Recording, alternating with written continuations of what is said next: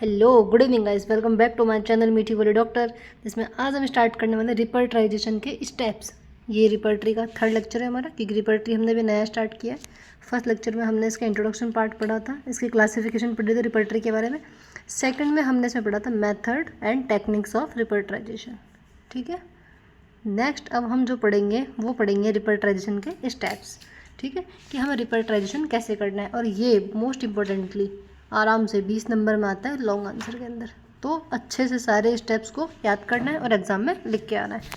Channel को subscribe कीजिए ऐसे अमेजिंग वीडियोस के लिए। सबसे पहले समझते हैं कि रिपर्टराइजेशन क्या है।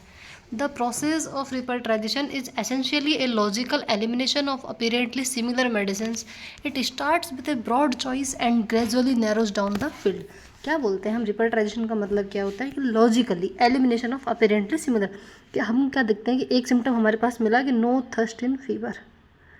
ठीक है, अब काफ़ी सारी मेडिसिन आ गई इसमें। तो ये कहाँ से स्टार्ट हुआ, ब्रॉड चॉइस से, एंड धीरे धीरे कहाँ पहुँच जाते हैं, narrow the field. Simple, which provides us an adequate and a small group of similar medicines so that the final selection of the minimum is made easier। कि हमारे लिए एक सिमिलर रेमेडी को ढूंढना बहुत आसान हो जाता है, किससे, रिपर्टराइजेशन से, with the help of further references to the materia medica if required. Okay, definition अगर लिखनी है इसकी, ये इसकी मेन डेफिनेशन जो हमने लास्ट क्लास में भी डिस्कस किया था।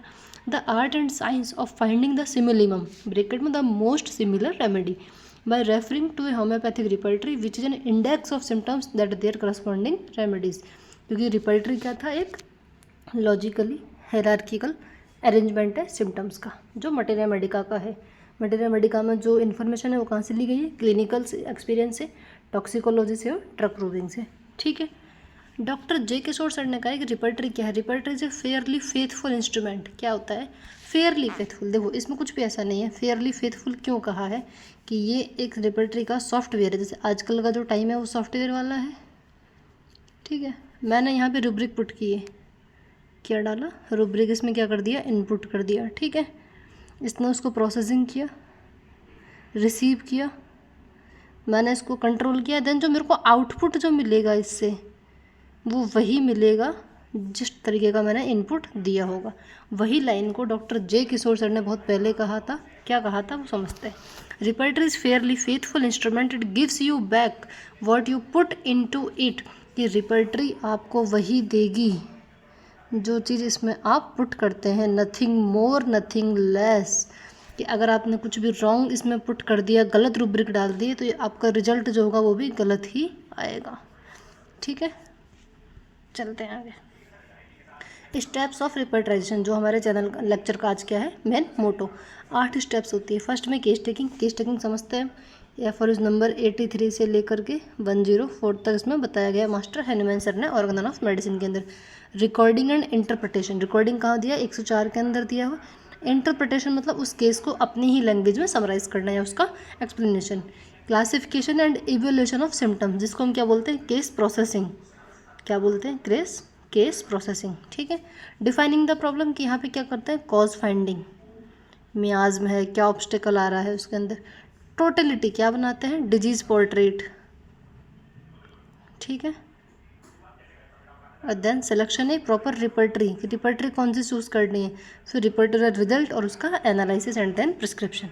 एक एक स्टेप्स को अच्छे से समझते हैं, बहुत सिंपल है, एक बार में आपको याद हो जाएगा। देखो, case taking, recording, classification, defining the problem, totality, repertory result, analysis. ठीक है, CRCD ट्रा, बहुत सिंपल सी स्टेप्स है। सबसे पहले पढ़ते हैं case taking.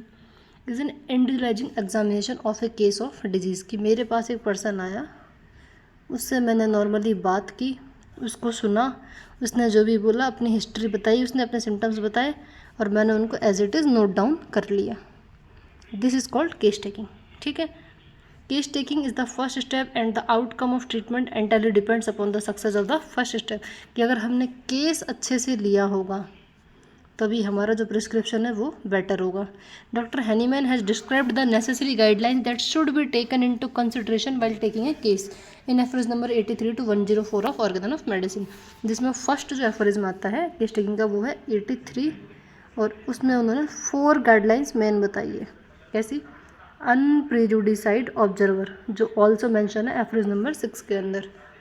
Free from any thoughts, ठीक है, दिमाग में कुछ भी नहीं चलना चाहिए उस टाइम। नेक्स्ट है साउंड सेंसेस उसकी सारी सही होनी चाहिए और fidelity to trace picture in disease, ठीक। Common mistakes to avoid, a physician should be clear about his job in the beginning itself and must possess a clear understanding about the case. For homeopathic physicians, expression at all levels, mental, physical, general and particulars, are required to individualize the person as well as to diagnose the condition. क्या होता है कि लोगों को लगता है कि homeopathy के अंदर डायग्नोसिस इंपॉर्टेंट नहीं है, बट ऐसा नहीं है। हमारे यहाँ भी डायग्नोसिस का बहुत ज़्यादा इंपॉर्टेंट है, बहुत ज़्यादा रोल है। कैसे समझना पड़ेगा कि जब हम केस लेते हैं कोई भी, सबसे कॉमन मिस्टेक तो यही है कि हमें अनप्रेजुडिसाइड होना चाहिए। लोग क्या करते हैं कि अपने एक्सपीरियंस से सोच लेते हैं। अगर उसने जैसे बोला कि मुझे बहुत ज़्यादा बर्निंग है, साथ में रेस्टलेसनेस है और मुझे लगता है कि मेरी बीमारी कभी ठीक नहीं हो सकती, इनक्यूरेबल डिजीज़ है, तो हर किसी का कहाँ जाएगा माइंड कि आर्सेनिक है, क्योंकि आर्सेनिक में बर्निंग भी है, रेस्टलेसनेस भी है और फियर ऑफ डेथ या इनक्यूरेबल डिजीज़ का भी। बट ऐसा नहीं हो सकता है कि वो केस किसी और मेडिसिन का हो, तो हमें अनप्रेजुडिसाइड नहीं होना है। सेकंड स्टेप क्या आती है आपकी, रिकॉर्डिंग एंड इंटरप्रिटेशन। रिकॉर्डिंग मतलब केस को रिकॉर्ड करना, जिसको हम कैसे रिकॉर्ड करते हैं, acute case proforma, chronic case proforma के अंदर, ठीक है। For effective repertorisation precise recording is very crucial process. Recording is not done independent of interpretation, so both should be done simultaneously. कि हमें उसको एक्सप्लेन करना, हमने जो सिम्टम्स को नोट डाउन किया उनको हमें रूब्रिक्स में कन्वर्ट करना भी आना चाहिए। It is an important skill of the physician to transfer all the data in exactness as it is received from the patient to the case record. अब जैसे पेशेंट ने बोला कि डॉक्टर साहब मुझे भूख नहीं लगती है सुबह शाम के टाइम पे, या उठता हूँ तो मुझे चक्कर सा आता है, तो उसको हमें कैसे लिखना है अपने केस रिकॉर्ड के अंदर, तो वो भी फिजिशियन को आना चाहिए। Recording of symptoms should also indicate it's intensity in the patient. अब पेशेंट ने आपको बोला कि सर मुझे सुबह के टाइम पे ना बहुत सीवियर पेन होता है, मतलब अब ऐसे सीवियर तो नहीं बोल पाएगा लैंग्वेज में, क्या बोलेगा कि बहुत ज़ोर से दर्द होता है, मतलब ऐसे पकड़ के बैठ जाता हूँ मैं, हाथ से पकड़ के बैठता हूँ तब आराम मिलता है, तो उसमें हम लिखेंगे टाइट प्रेशर से उसको एम्यूलेशन है। तो इस टाइप से कि पेशेंट की लैंग्वेज को हमें एग्जैक्टनेस में उसको विदाउट चेंज किए और हम उसको अपने वर्ड्स में कैसे लिख सकते हैं, इसी को बोलते हैं इंटरप्रिटेशन करना, ठीक है। Recording and interpretation also states the state of physician while taking the case, कि उस टाइम हमें इस चीज़ें ध्यान में रखनी चाहिए, ठीक है। नेक्स्ट स्टेप है आपका एनालिसिस एंड इवेल्युएशन। अब एनालिसिस कैसे करते हैं केस का, एनालिसिस का मीनिंग क्या होता है, इट इज़ ए कैटेगराइजेशन और classification of a given case according to the scopes and limitation of homoeopathy. कि उसको हमने क्या कर लिया, पूरे केस को कैटेगराइज कर लिया। कैसे कैटेगराइज करते हैं समझते हैं। Whether the case is common और uncommon, can homeopathy do something in the given case, where the case is of indisposition surgical acute और chronic, whether the case is curable or incurable, whether the case has more than one or single miasma and requires treatment accordingly। मतलब ये चीज़ें हैं जो homeopathy के limitation और scope के ऊपर डिपेंड करती है। कैसे, कॉमन केस कि अभी सीजन चल रहा है तो सर्दी खांसी जुकाम बुखार कॉमन केस है। अनकॉमन, इस टाइम पे अगर कोई पेशेंट आता है, मान लीजिए उसको हो गया अपन जो मेजर कॉज किसी भी एक ऐसी जो कंडीशन है, इलनेस जो समर के टाइम पे आती है, मान लीजिए उसको आ रहा है अभी हेजा जिसको हम बोलते हैं, उसको वो दिक्कत हो गई, can homeopathy do something in the given case, कि जो केस हमारे पास में आया है उसमें होम्योपैथी क्या ट्रीटमेंट कर सकती है। लाइक अगर कोई इमरजेंसी का केस आ गया, ठीक है, किसी को एमआई हुआ है, किसी को सडन हार्ट अटैक आया है, किसी को एस्फेक्सिया हो गया, तो क्या वहाँ पे होम्योपैथी काम करेगी। Whether the case is of indisposition surgical acute और क्रोनिक, हमें ये भी फाइंड आउट करना पड़ेगा, एनालिसिस करना पड़ेगा कि केस एक्यूट है क्रोनिक है। मतलब एक्यूट कि अगर 90 दिन से पहले का है तो क्रोनिक हो गया, 90 डेज़ के अंदर अंदर का है तो एक्यूट हो गया। सर्जिकल कि अगर कोई अपेंडिसाइटिस की दिक्कत है, कोई गॉल ब्लैडर स्टोन है बहुत ज़्यादा बड़ा हो गया, उसके डक्ट के अंदर है, यूरिथ्रा में आ गया है, तो सर्जिकल हो गया। इंडिस्पोजिशन कि सिर्फ डाइट में या कुछ रेजिमेंट में चेंज करके भी बीमारी को ठीक किया जा सकता है, ठीक है। Weather the case is curable और इनक्यूरेबल, क्यूरेबल इनक्यूरेबल मतलब क्यूरेबल कि ठीक है डिजीज़ हुई है उसको काफ़ी टाइम से है, हमने केस लिया, हमें समझ आ रहा है कि उसने ज़्यादा मेडिसिन नहीं खाई है, इसका मतलब उसकी जो ओरिजिनल ड्रग पिक्चर है वो निकालना इतना मुश्किल भी नहीं है। हम अगर उसमें थोड़ा टाइम प्लेसिबो देते हैं तो हमें वो ओरिजिनल पिक्चर मिल जाएगी। बट इनक्यूरेबल कि भैया 15-20 साल से केस है और उसने दुनिया भर की मेडिसिन खा ली है, ठीक है, और वो केस में क्या हो गया कि ओरिजिनल डिजीज़ तो जो थी मेडिसिनल डिजीज़ इतनी ज़्यादा हो गई कि दोनों ने मिलकर क्या बना दिया, कॉन्जाइंट मेलेडी, ठीक है। एफरेज नंबर 92 में पढ़ेंगे हम आगे। तो हमें ये फाइंड आउट करना पड़ेगा कि वो आर्टिफिशियल क्रोनिक डिजीज़ तो नहीं है, या स्यूडो क्रोनिक डिजीज़ तो नहीं है, या डबल कॉम्प्लेक्स डिजीज़ तो नहीं है, कि हम उस केस को क्योरेबल भी है या इनक्योरेबल है, कि हम सिर्फ उसको प्रिवेंट ही कर सकते हैं, क्योर नहीं कर सकते। Whether the case has more than one और single miasm and requires treatment accordingly. देखो क्या होता है, बेसिकली हम बोलते हैं कि no psora then no miasm. तो मतलब मोस्ट ऑफ द केसेस में तो सोरा ही बैकग्राउंड में मियाज्म होता है, बट किसी किसी में क्या होता है साइकोसिफिलिटिक, कि साइकोसिस भी है और सिफिलिसिस भी है। ठीक है, कहीं पे सोरा साइकोटिक होता है, कहीं पे सोरा सिफिलिस। तो अगर एक मियाज्म इन्वॉल्व है, दो मियाज्म इन्वॉल्व है, उसके अकॉर्डिंग हमें क्या मेडिसिन देनी है। तो ये होता है एनालिसिस ऑफ केस। उस केस को हमने क्या कर लिया, डिवाइड कर लिया अपने हिसाब से। ठीक है, doctor Hahnemann introduced concept of मियाज्म in the treatment of chronic conditions. अब जैसे हमको पता है क्रॉनिक डिजीज किससे होती है, मियाज्म से, तो हमें मियाज्म को ही ठीक करना होगा।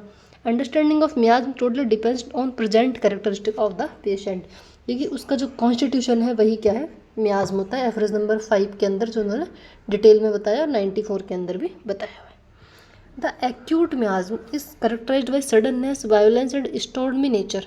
क्या होता है, एक्यूटनेस बहुत एकदम से आती है। It is of two type, recurring and non recurring. कि रिकरिंग जो लाइफ टाइम में सिर्फ एक ही बार वो बार बार होता रहता है, जैसे मलेरिया हो गया, टाइफाइड हो गया। And non recurring like smallpox, life में सिर्फ एक ही बार होता है। The chronic miasm is the real fundamental cause of all kinds of chronic disease. These are psora, syphilis and sycosis. तो ये थोड़ा सा मियाज्म के बारे में आपको बता दिया, अगर आप फर्स्ट टाइम मियाज्म पढ़ रहे होंगे तो समझ में आया। नेक्स्ट आगे चलते हैं, इवेल्युएशन ऑफ सिम्टम। अब इवेल्युएशन क्या होता है, एनालिसिस में हमने क्या किया कि केस कॉमन है, अनकॉमन है, केस आपका एक्यूट है, क्रोनिक है, सर्जिकल है या इंडिस्पोजिशन है, केस आपका क्यूरेबल है या इनक्यूरेबल है, होम्योपैथी काम आ सकती है या नहीं आ सकती। अब समझते हैं इवेल्युएशन ऑफ सिम्टम्स के बारे में। सबसे पहले evaluation of symptoms means giving value to the symptoms and arranging them according to their hierarchy. While evaluating the symptoms are must note the contents of the whole case which has been classified under different heads in the form of symptoms.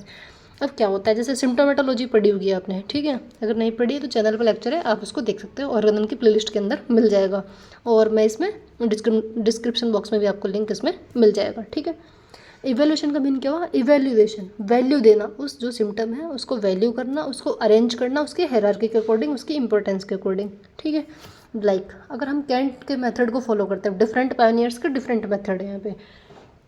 सबसे पहले है Kent का method. Kent के method के according क्या होता है कि the symptoms related to feelings, will, mind में भी फीलिंग में विल सबसे ऊपर आता है, will are given highest importance, कि उस पर्सन की विल कैसी है। The qualified mentals and symptoms which causative modalities are of utmost importance. This follows the symptoms related to intellectual and then physical generals and characteristic particulars. क्या बोला है इन्होंने कि सबसे पहले कैंट में क्या होता है, मेंटल सिम्टम को इम्पोर्टेंस दी है।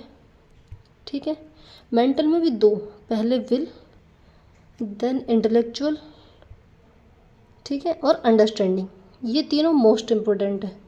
उसके बाद में बाकी मेंटल सिम्टम है, देन उसके बाद में फिजिकल जनरल्स है, उसके बाद में क्या आता है, पर्टिकुलर्स को इंपॉर्टेंस दी है।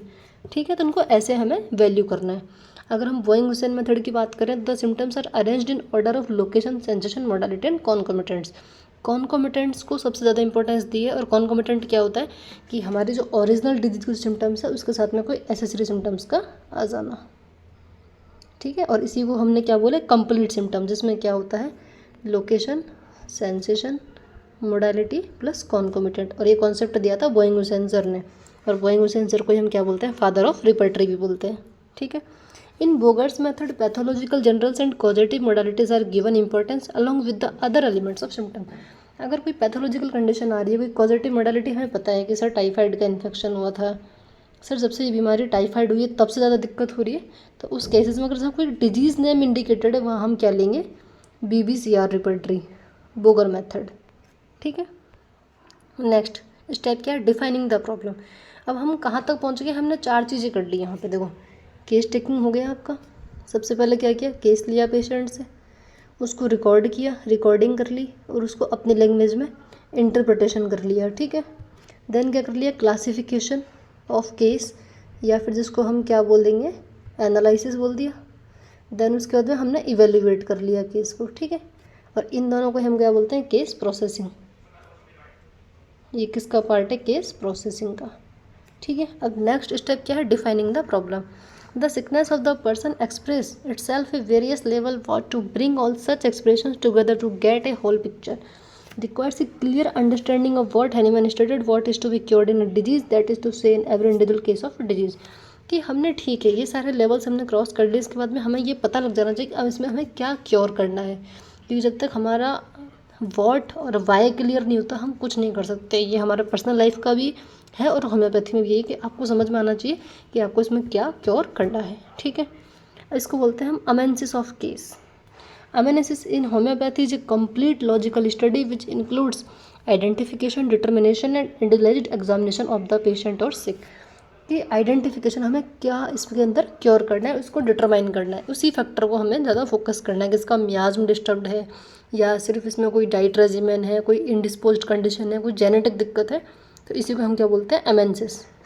It includes all information gained from patient, his family and narrators regarding previous life and past history. In amensis, the more striking, singular, uncommon and peculiar signs symptoms of the case of disease are chiefly and most solely to be kept in view. किसको? PQRS। PQRS को हम highest important देते हैं। PQRS कहाँ mention है? एफरेज number 153 और 154 के अंदर। ठीक है, the case of the patient is taken and his uncommon symptoms are separated from the common symptoms of his disease. Any symptoms or any abnormality anywhere in body is considered relevant arriving at an amensis. कि जो problem हम define करेंगे वो किस basis पे करेंगे? एक तो उसकी पूरी हिस्ट्री लेंगे, हिस्ट्री में क्या होगा, HOPC, history of present complain, past history, उसके बाद में उसकी पर्सनल हिस्ट्री और एक उसकी फैमिली हिस्ट्री भी हमने ले ली। ठीक है, और इसके अलावा हम इसको किस बेसिस पे डिफाइन कर रहे हैं? PQRS सिम्टम्स पे, और उसके जो कॉमन सिम्टम्स हैं उनको हम अनकॉमन से डिफ्रेंशिएट करके। ठीक है, इंपॉर्टेंस क्या है अमेंसिस? ये शॉर्ट नोट भी आ सकता है 5 नंबर के अंदर एनालिसिस के ऊपर, तो पढ़ लेना अच्छे से। 5 नंबर में इसको अपनी लैंग्वेज में लिख के आओगे और इम्पोर्टेंट तो नंबर अच्छा मिल जाएगा। ठीक है, anamnesis is done for prescribing a medicine which is most similar to the uncommon symptom of the patient. कि किसके ऊपर बेस्ड है? PQRS के ऊपर, अनकॉमन के ऊपर। ठीक है, anamnesis is more applicable to the development of chronic disease from the time of exposure, suppression of primary manifestation and various treatment done from time to time. कि अगर किसी को आपने सप्रेस कर दिया तो उस कंडीशन में भी हम देते हैं। Anamnesis of acute disease is equally important for the selection of individual nosodes, जैसे नोसोड्स वगैरह के केस में भी आता है। अब ठीक है, हमने 5 स्टेप कर लिए। नेक्स्ट आता है इरेक्टिंग टोटलिटी। अब केस को सिंथेसाइज करना। Totally is not sum total of symptoms. It's not quantitative. It should be qualitative. Must be qualitative, not should. It is a logical combination of the symptoms which characterize the person as well as individualize the problem. A physician is required to understand the whole symptoms and to select a few which can logically represent the whole picture. कि हमारे पास माना कि 100 case 100 symptom है, but there is no case. अगर हमारे पास सिर्फ 10 symptom है और वो 10 उस केस को डिफाइन कर रहे हैं, दिस इज द केस। ठीक है, क्योंकि कैंट सर ने कहा है कि देयर इज़ नो केस। अगर हमारे पास जब तक उसको हमने टोटलिटी नहीं निकाला, उसका सिंथेसिस नहीं किया, वो हमारे लिए किसी काम का है ही नहीं। दूसरी चीज़ कि इसमें इतना इजी लैंग्वेज में लिखा है मैंने कि आपको समझने में बिल्कुल भी दिक्कत नहीं आएगी। अगर इसका PDF चाहिए तो इंस्टा हैंडल जो है अपना होम्यो_मोड, उसको फॉलो करो और वहाँ पे DM में डालोगे इसकी PDF चाहिए तो आपको PDF भी डायरेक्ट मिल जाएगा। ठीक है, this logical arrangement must follow a definite principle. Totality should be erected according to the facts collected in the case. There is no hard and fast rule to erect the totality any fixed way. कि कोई सा fix तरीका नहीं है, ना ही कोई इतना simple कोई वे है, ना कोई हार्ड कोई फास्ट रूल है कि जिससे हमें फटाफट टोटलिटी मिल जाए। The case alone decides the method to be followed. जिस टाइप का केस होगा उस तरह की वो मेथड उसमें फॉलो करना पड़ेगा। मेथड कौन कौन से हैं? बोइंग हुसैन है, BBCR है, इसके अलावा कैंट का मेथड और हैनीमैन सर का मेथड है। Synthesis of the case is nothing but getting the cream in the form of totality from analyzing whole of the data. जैसे आपको पता है सिंथेसिस का मतलब क्या हुआ कि 3 लीटर इसमें दूध बॉईल हो रहा है। ठीक है, अब इसकी जो क्रीम निकल के आएगी ना 500 ml या 250 ml, वही सिंथेसिस ऑफ केस है। सिंपल सा। Synthesis of the case helps the physician for forming the totality of the case to arrive at a prescription for the patient, जिसको हम बोलते हैं डिजीज़ पोर्ट्रेट। अब आता है कि ठीक है, हमने डिजीज़ पोर्ट्रेट ही बना लिया। ये क्या बन गया हमारा डिजीज़ पोर्ट्रेट। इसमें 8 हमने सिम्टम्स बना लिए। ठीक है, इनको हमने रूब्रिक में कन्वर्ट भी कर लिया। अब हमारा इंपॉर्टेंट टास्क यहाँ आता है selection of A repertory. Proper repertory word हमेशा याद रखना, प्रॉपर रिपर्टरी। प्रॉपर रिपर्टरी, जिस टाइप का हमारे पास सिम्टम्स ज़्यादा होंगे उस अकॉर्डिंग हमें रिपर्टरी चूज़ करनी पड़ेगी। लाइक जनरल्स जिसमें मेंटल या फिजिकल जनरल्स आ गया, पर्टिकुलर जैसे लोकेशन, सेंसेशन, मोडालिटी, कॉन्कमिटेंट्स, और पैथोलॉजिकल। तो once the repertory selected a major part of the analysis and synthesis of the case is done. अभी तक हम क्या कर रहे थे, केस प्रोसेसिंग कर रहे थे। Then the totality according to the repertory selected, rearrangement of totality in terms of the repertory selected is called repertorial totality. समझते हैं इसको, पहले इससे पहले समझते हैं कि हम कैसे रिपर्टरी चूज़ करेंगे। देखो, अगर आपके पास में जनरल्स जाता है, जनरल्स में भी मेंटल जनरल जाता है, तो हम कोर्स लेंगे कैंट रिपर्टरी के ऊपर, ठीक है। अगर आपके पास में पैथोलॉजिकल कंडीशन है, डिजीज़ नाम इंडिकेटेड है, तो हम जाएंगे BBCR, बोगर बोइंगसेंस कैरेक्टरिस्टिक रिपर्टरी। अगर आपके पास में जनरल्स हैं, ठीक है, बट इसमें मेंटल जनरल्स नहीं है, ठीक है, और जनरल्स भी कम है, क्लिनिकल सिम्टम ज़्यादा दे रहे हैं, तो हम जाएंगे जनरल क्लिनिकल रिपर्टरी जो है बोरिक, ठीक है, और जहार की रिपर्टरी, JH क्लार्क की रिपर्टरी, ठीक है। तो इस टाइप से हमें रिपर्टरीज को चूज़ करना होता है। जब हम रिपर्टरी सेलेक्ट कर लेते हैं, क्या कर लिया हमने, प्रॉपर रिपर्टरी को सेलेक्ट कर लिया। अब हम यहाँ पे क्या करेंगे, उसका रिजल्ट को देखते हैं, और जो रिजल्ट होगा उसको हम बोलते हैं रिपर्टोरियल टोटलिटी। क्या बोलते हैं, रिपर्टोरियल टोटलिटी, ठीक है। समझते हैं रिपर्टोरियल रिजल्ट कैसे आएगा। A group of close running medicine should be noted down according to the symptoms covered and marks obtained. For example, if lycopodium cover 7 rubrics and get 18 marks, it should be return 18/7। जो ऊपर लिखा होता है 7, इसका मतलब क्या है कि रुब्रिक्स कितना मैच हुआ है, और 18 जो है वो क्या है, ग्रेड कितना उसको ग्रेड मिला है, ठीक है। तो ऊपर आएंगे टोटल ग्रेड्स, नीचे आएंगे total rubric. A few medicine which are near to the first also find a place in the repertorial result. इसके बाद में क्या होता है, हम एनालिसिस करते हैं इसका, then prescription. The remedy which gets the highest marks is not necessarily the final remedy in all cases. क्या होता है कि अगर जैसे मेरे पास में 2 केस आया, ठीक है, इसका एग्जांपल मैंने दिया है शायद अगली स्लाइड पे, हाँ ये रहा, कि मेरे पास ये जो केस है, अब इसमें रेमेडीज़ लिखी हुई है यहाँ पे, ठीक है, ये इनकी ग्रेड्स लिखी हुई हैं, 1 ग्रेड, 2 ग्रेड, 3 ग्रेड, 4 ग्रेड, ठीक है। अब इस ग्रेड में जैसे है कि एकोनाइट जो है आपका, इसको पहले वाले सिम्टम में कोई ग्रेड नहीं मिला, मतलब उसका मैच नहीं हो रहा। सेकंड में उसको 2 ग्रेड मिली है, थर्ड वाला सिम्टम उसका नहीं है, तो इसको मिला 3/2, कि 3 तो उसको टोटल ग्रेड मिली है और 2 उसका रूब्रिक मैच हुआ है। आर्सेनिक का 5/2, कि 5 उसको ग्रेड मिला है, टोटल मार्क्स मिला है, और 2 उसका रूब्रिक मैच हुआ है, ठीक है।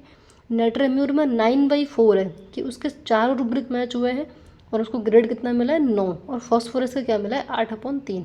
लेकिन इस केस में जो रेमेडी है वो हम नेट्रेम्यूर भी हो सकती है, लेकिन लोगों को क्या लगता है कि ऑलवेज नेट्रेम्यूर होगी क्योंकि उसको हाईएस्ट मिला है, ठीक है, ऑलवेज। लेकिन फॉस्फोरस भी हो सकती है। अब हम यहाँ क्या लेंगे, मटेरिया मेडिका का रेफरेंस। किसका रेफरेंस, मटेरिया मेडिका का, कि इसमें जो सिम्टम्स है, उसके जो मोडालिटीज़ हैं, उसके जो पेक्युलरिटी है, वो इससे मैच खाती है या नहीं। जिससे ज़्यादा मैच खाएगी वो फिर नेट्रेम्यूर हो चाहे फॉस्फोरस, वो मेडिसिन हम उसको प्रिस्क्राइब करेंगे दोनों में से। ऐसा नहीं है कि ऑलवेज जो हाईएस्ट आ रहा है वही आपका प्रिस्क्रिप्शन में फाइनल से मिनिमम होगा, ठीक है। Next, repertory thus narrows down group of medicine and with the help of sources book a final remedy can be find out. The remedy so selected must finally pass through certain criteria such as susceptibility, sensitivity, secretion, ठीक है, the level of similarity, functional and structural changes, vitality and miasm to arrive at the right potency and dose schedule. और उसके बाद हम क्या देखते हैं, posology, क्या उसका डोज होगा, क्या उसकी पोटेंसी होगी, कितने टाइम में हम उसको फ्रिक्वेंटली रिपीट करते हैं, ठीक है। तो ये था स्टेप्स ऑफ रिपर्टराइजेशन। आई होप कि आपको समझ में आया होगा। मैंने अपनी तरफ से बेस्ट देने की कोशिश करी है। फिर भी अगर आपको लगता है कि कोई डाउट रह गया तो कमेंट डालिए, आप नेक्स्ट वीडियो में उसका आंसर मिलेगा। इसका क्या एडवांटेज है कि why working with this technique one can learn repertory in better way. Any piece of paper और notebook is sufficient to record the rubrics, sub rubrics and remedies. कि अगर आपके पास में सॉफ्टवेयर नहीं है तो आप एक प्लेन पेपर शीट पे भी रिपर्टोरियल रिजल्ट निकाल सकते हैं। After studying and comparing rubrics and remedies once knowledge of materia medica will going to increase. कि हमारी जो नॉलेज है, ऑब्वियस सी बात है, हम बार बार देखेंगे उसमें रेफरेंस को, मेडिसिन को, तो हमारी नॉलेज बढ़ती है। तो ये था आज का हमारा लेक्चर, जिसमें 8 हमने क्या पढ़े थे, स्टेप्स पढ़े थे। एक बार फ्रिक्वेंटली फास्ट वे में उसको रिवाइज कर लेते हैं। सबसे पहले हमने जो पढ़ा था वो पढ़ा है केस टेकिंग। फर्स्ट में क्या है, केस टेकिंग, ठीक है। केस टेकिंग ले लिया, उसके बाद क्या करेंगे रिकॉर्ड, तो रिकॉर्डिंग एंड इंटरप्रिटेशन कि अपने लैंग्वेज में उसको एक्सप्लेन किया। देन उसके बाद में क्या किया हमने उसको एनालिसिस किया, एनालिसिस के बाद में उसका इवेल्युएशन किया, ठीक है। इवेल्युएशन के बाद में हमने उसमें क्या किया सिंथेसिस ऑफ केस किया, ठीक है। डिफाइनिंग द प्रॉब्लम कि हमें क्या क्योर करना है, देन टोटलिटी, इरेक्ट टोटलिटी, और नेक्स्ट उसके बाद में हमने क्या किया उसको selection of A proper repertory और देन रिपर्टोरियल रिजल्ट एनालिसिस, ठीक है। तो थैंक्स फॉर पूरा वीडियो अगर आपने देखा उसके लिए thank you so much. I hope कि आपको रिपर्टरी, ऑर्गेनल, मटेरियल तीनों में कोई दिक्कत ना आए BHMS के अंदर, क्योंकि ये 3 ही पिलर है होम्योपैथी के और इन तीनों को मैंने साथ में लेकर चला है। रिपर्टरी की हमारे 1 वीक में 2 लेक्चर आता है, ऑर्गेनल का 2 आता है और मटेरियल का 2 आता है। जिस दिन भी इस चैनल पर 500 सब्सक्राइबर हो गया, संडे को आपको इसमें मिलेगा MCQ लाइव, जिसमें आप लाइव क्वेश्चन पूछ सकते हो, उसमें लाइव आपको आंसर मिलेगा। एग्जाम में कैसे लिखना होता है सब कुछ यहाँ बताया जाता है। और ई-बुक भी हम लॉन्च करने जा रहे हैं, तो उसके लिए भी चैनल के साथ में जुड़े रहिए। टेक केयर, अपना ख्याल रखिएगा।